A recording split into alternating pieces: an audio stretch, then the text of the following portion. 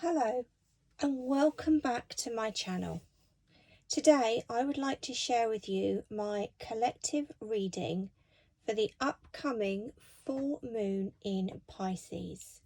So I'm using my go-to deck, the Faulkner Tarot, known as the first modern day photographic tarot deck, which shows real people and real life situations we can all relate to. So a full moon occurs when the sun is opposite the moon. And this is going to highlight opposing forces or polarities within your life. So over a 12-month period, the moon travels through all 12 zodiac signs. Therefore, every month with a full moon or the new moon, we will always have a different energy to work with. So September the 20th or the 21st, depending where you live in the world, brings us the full moon in Pisces. So this is one of the zodiac signs that totally feels at home during a full moon. Now, this full moon in Pisces actually marks the end of the lunar cycle. So this is an opportunity to reflect back on life since October 2020. Whenever we look at the lunar cycle, we always start with the zodiac sign of Aries, which is why the full moon in Pisces is the final full moon of this particular cycle. So the harvest full moon in Pisces is going to encourage us to get more in touch with our emotions, and it won't be afraid to throw a few surprises our way to ensure that we do. So when we look at the full moon in Pisces, the moon, yes, is in Pisces, but the sun is in the sign of Virgo. So we already know the moon is going to govern our feelings, our emotions, our intuition, and our ability to nurture ourselves. But on the other side, we have the sun, which governs our identity, our ego, and our sense of self. And Virgo is one of those signs. It's an earth energy, but it likes to get organized. So when these two powerful energies oppose each other, we actually have a full moon that asks us to create a better balance between our heads and our hearts. So let me now move on to the collective reading. So card number 1, where in our lives have we been too sensitive or emotional lately? Let's have a look. Okay, 3 of Pentacles. So it's an earth energy. So this basically is saying that we've been a little bit sensitive or emotional when it comes to stuff that's been going on. Now, this could be a work scenario, it could be a relationship scenario, it could even be a hobby or a project. But I want to say there's been too much focus. It's almost like our eyes have only been operating in one direction. And I'm also being shown the ear on our gorgeous man here. So perhaps we need to listen more. But I certainly get a sense that we've been too focused, maybe to see what else is going on around us. Or maybe we've just been too emotionally attached to something. So there's definitely food for thought for you guys to think about. Where in your life have you been too sensitive or emotional lately? Where does this land for you within your energy? Does what I've said resonate? Or is there something else? Thank you, Spirit. So moving on to card number 2. What are our subconscious thoughts and dreams trying to tell us? Let's have a look. Queen of Pentacles. So again, we're looking at the earth energy. You know, it's complete opposite to the water energy of Pisces. So this is the queen that has it all. So maybe this is saying to us that actually those dreams, those moments of creative visualization, those subconscious thoughts, they are all saying to you, they're saying to us that actually we can have the home, we can have the family, we can have the nice car, we can do what we want to do. We've got to be proud and we've got to own it, whatever that is and whatever that means to you. So actually, I think this is a really super energy to have here in this particular card position. So thank you, Spirit, for that. And as always, you know, let me know how these cards are resonating or landing within your own energy. So card number 3, what aspect of our lives needs releasing or healing? Let's take a look. 3 of Wands, so another 3. So 3 in numerology is very much about communication. It's about language. So just bear that in mind as I go through the rest of this reading. So what aspect of our life needs releasing or healing? Well, this card talks about connection. It talks about teamwork. So maybe, you know, there is some healing or maybe even releasing that needs to be done in and around perhaps relationships. They're also showing me the tiny little cufflink here. So whenever I get shown this cufflink, I know it's something about the details. There is a detail that isn't quite right that we need to let go. We also need to be focusing on moving forwards and absolutely release anything that is no longer serving your highest good or working for you. And you know, for some of you, there may be a lack of vision. So bear that in mind, because you know, this is all about duality. We can see the white and the black within the card, and where the 2 men are like handshaking here, it could almost be a heart, couldn't it? So yeah, where does that sit for you? Is there a relationship with yourself or with somebody else that actually needs to be released for whatever reason? Maybe there's been a situation that you need to let go of. It doesn't mean you are turning your back on the person.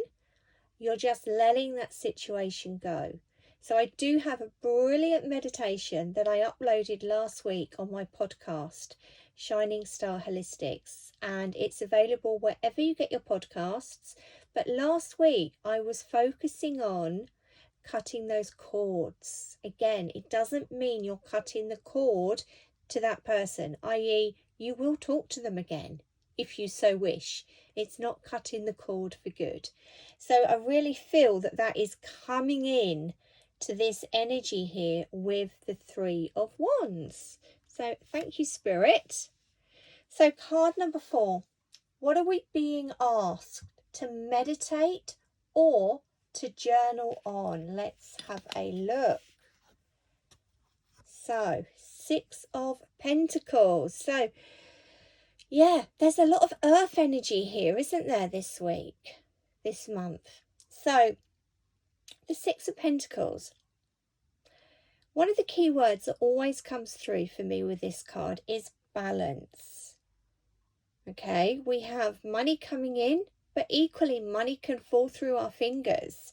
So is this an area that you need to focus on? Looking at the incomings and the outgoings. Do they add up? Maybe this is talking about balance within a work situation, perhaps in a relationship situation.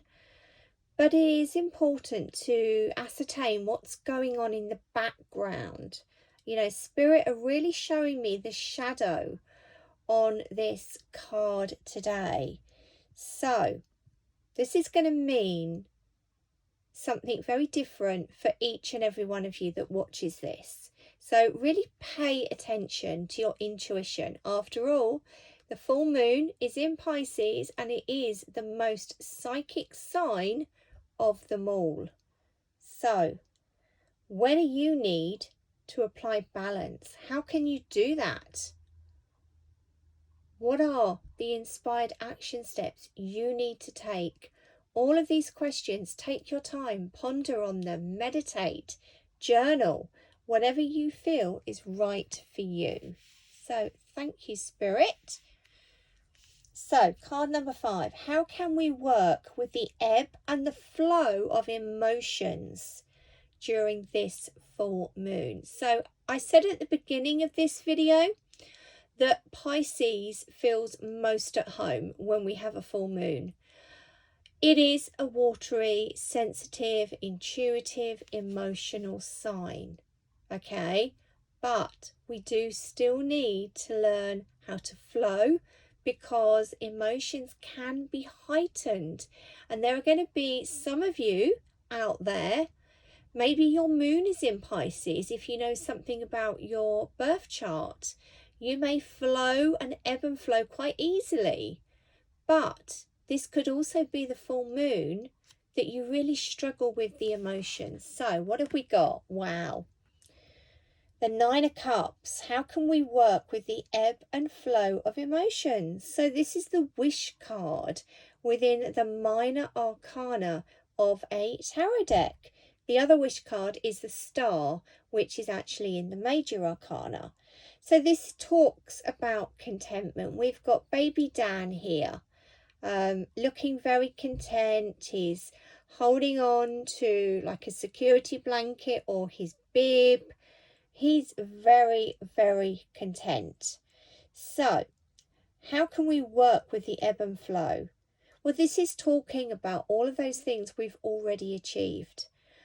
A huge part of the full moon time, practice, ritual is to focus on gratitude as well. We like to release things by writing a letter and burning it, but then it's fabulous to fill yourself up with gratitude. So think about all of these things that have made you happy, that have made you joyful. You know, look back to October 2020. That's nearly a whole year ago. What have you achieved since then? Be proud of all of the achievements, whether they are little, humongous, whatever. Be proud. Know that this is all about feeling content, focusing on all of the good stuff that you already have around you. So I have also pulled us all a crystal card. So this is from my very own deck, Crystal Guidance for the Modern World. So let's have a look. Let's turn over. Wow, red Jasper. This is such a beautiful crystal, and it connects back to the root chakra, which again, it feels perfect. The Pisces energy is very much intuition, but equally we do need to be grounded as well. So the message on our card is this: it is time to bring problems to the forefront so they can be dealt with before they become too big or simply get forgotten. It is important in life to always fulfill your obligations and not to procrastinate over things. Believe in your abilities.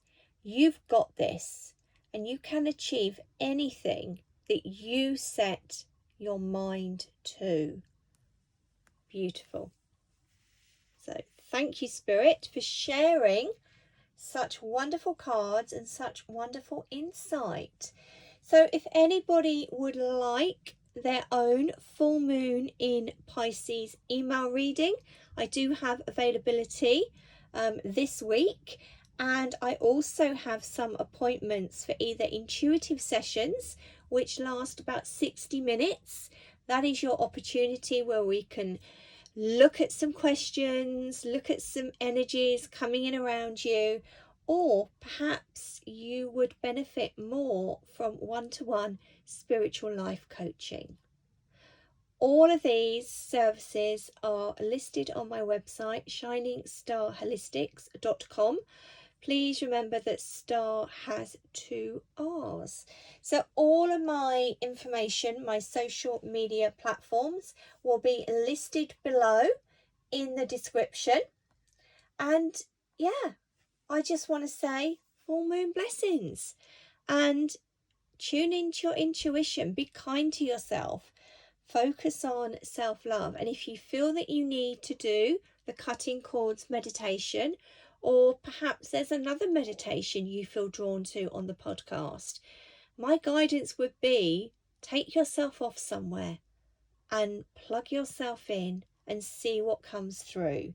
So I really hope you've enjoyed this month's collective reading, the full moon in Pisces. Please like the video, subscribe, and feel free to share with like-minded souls. So until next time, lots of love from me, Julia, at Shining Star Holistics.